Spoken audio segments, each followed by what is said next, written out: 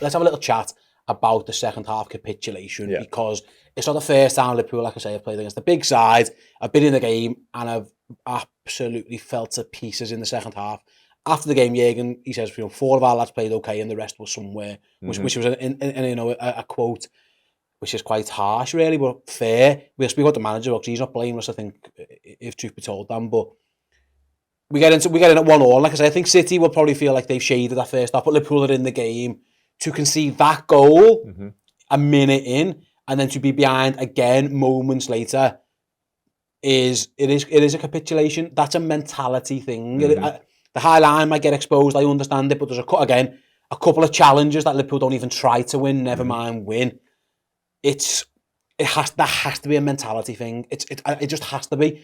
Being switched on, being concentrated is focus. It is mentality. It's elite sport. At every single moment for 90 minutes, we are on this. And if you're not against the bad side, you'll struggle. If you're against the Manchester City side with world-class players all over the pitch, they're gonna expose you, and they expose Liverpool, and they expose Liverpool's mentality at the start. Again, not this time, not the start of the game, but this time it's the start of a half.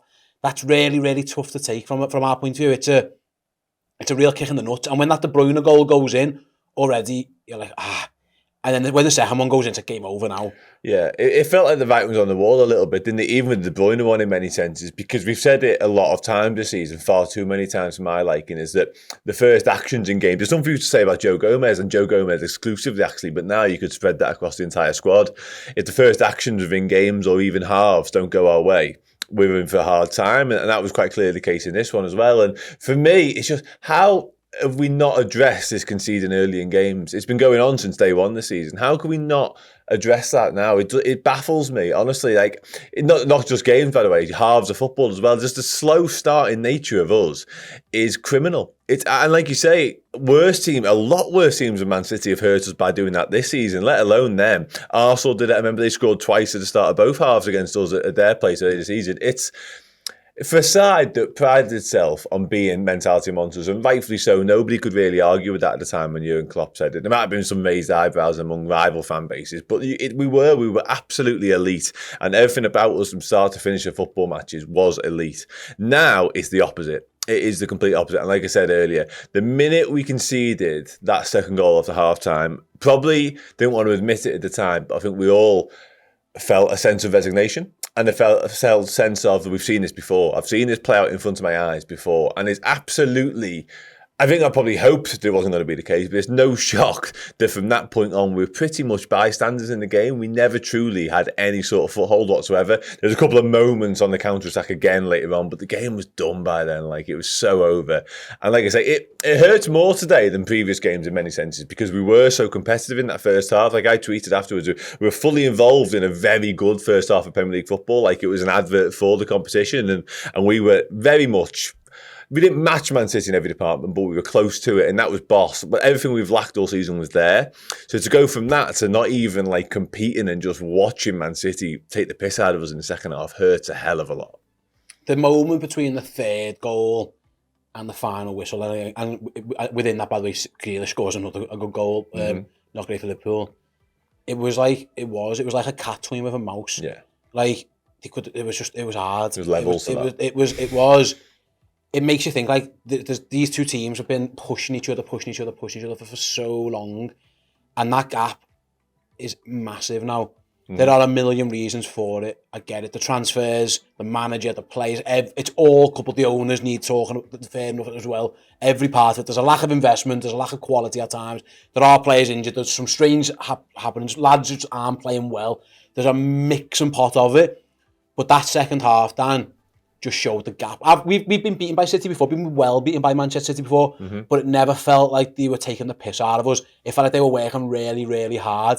By the end of it, we couldn't get near them. No. Jürgen tried to make the subs just to get some legs on to get near them. Didn't work at all.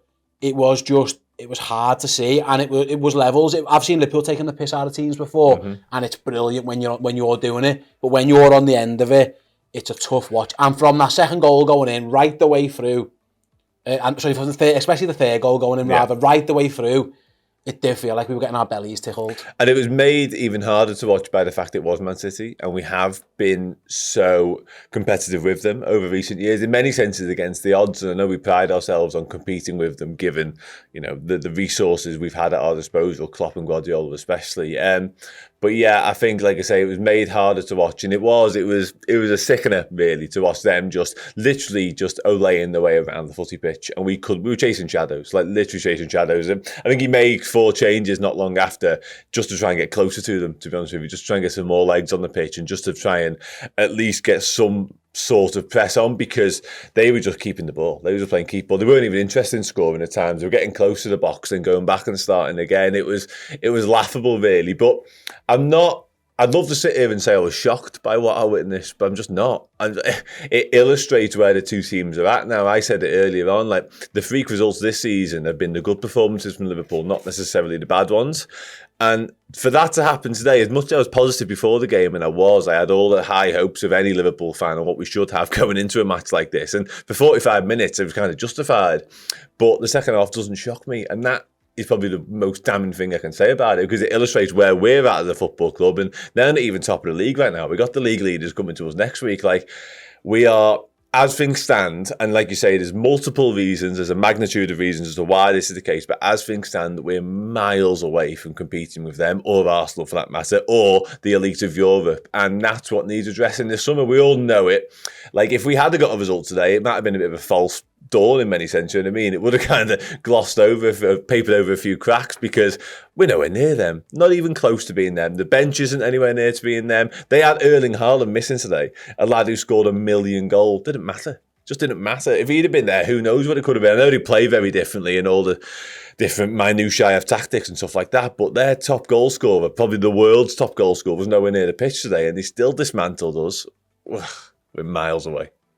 And there are injuries, I understand it, but even so, right, in terms, you're missing a Thiago, you're missing Keita, whatever, at this point, but it is quite damning. And this isn't a slight on these two players in particular, it's a slight on Liverpool's squad issues, really. Liverpool ends the game at the Etihad with Henderson, Chamberlain, Milner as a midfield. Like, that's not going to, well, Jürgen got blasted for the subs. I was thinking, like, who else was he bringing on? Well, who else is he bringing Artemelo on? Maybe, I don't know. But like, he brought on all his first team subs he pretty much had in an attacking sense. It was just like, that's where we're at now. And that isn't it. You talk about the summer, and Jürgen referenced this in his press conference, and it's boring like to look at, because there's still 11 games to go. But like, that is a clear message. For whatever reason, whether it's injuries and a lack of investment, they are the two reasons, if truth be told. The lads who were meant to be fit and available in your best team aren't, and the lads who meant to be replacing them aren't good enough potentially, and you didn't buy anyone to bridge that gap. All you did was go and loan a lad who hasn't played the game for a year and a half and got injured straight away. But that is an indictment of the season, really. That away at the Etihad trying to do something, and what's your option in midfield? It's Henderson, Milner, Chamberlain, and midfield that Liverpool played against these, and Fabinho as well, in the Champions League in 2018. It's the same thing. Yeah, that's the worst part about it. You took the words out of my mouth there. It is an indictment, but I was actually going to say it's an indictment over our past few seasons' transfer business. The fact we've only signed Thiago, whilst our rivals of Man City have been strengthening, spending money on Calvin Phillips. And Calvin Phillips, by the way, they don't even really need. Rodri. They get Rodri in, and then Bernardo Silva comes on for them today, while we're bringing Oxlade-Chamberlain on. Like, much respect to the lad. He's been boss for us a long time ago now, obviously pretty much before that injury happened against Roma. It's a long time, and that's the problem, isn't it? And when you mention those 3 names that finished the game there, immediately what sprung into my head was 2018. Like that, we shouldn't still be carting out the same midfield for this game of footy. That cannot happen. And that just shows, I'm going to say, it's no surprise today that they dismantle us in the second half when we're ended up on that midfield. And those lads, nothing against them whatsoever, but that cannot be your finishing midfield against a Man City side 5 years after it was once before. It's wrong. It just can't happen. And I wasn't necessarily on my soapbox in the summer saying we need to do this, and this in the midfield, because I don't think anyone, with all geniuses with hindsight, I don't think anyone really saw it coming in terms of what happened last year to this year. The Fabinho thing probably being the biggest point amongst all of that. But I think it's quite obvious now, and I think a few of us did kind of say, because I think Klopp did his speech, didn't he, about we've got this type of midfielder, and then just the injuries, Oxlade-Chamberlain, Naby Keita, how can you rely on them people? And it's led him as well, he comes into that category, of course. It's led us to that situation, and there's been so many examples this season where you can say, that can't happen, that shouldn't be happening, this shouldn't be happening. Today, what you just said there, those three finishing in midfield three against the Manchester City side is another one to add to that list. That should never have been allowed to happen. That's an oversight of the highest order from Klopp, Linders, the board, Michael Edwards, probably not him, he's gone before, Julian Ward, all the people that are involved in those decisions. Yeah, of course. All the people that are involved in those decisions around the football side of things and the transfers and recruitment, that's the result of it today. You end up with that midfield and you're getting beat 4-1 by a side who have been your nearest rivals for a long time.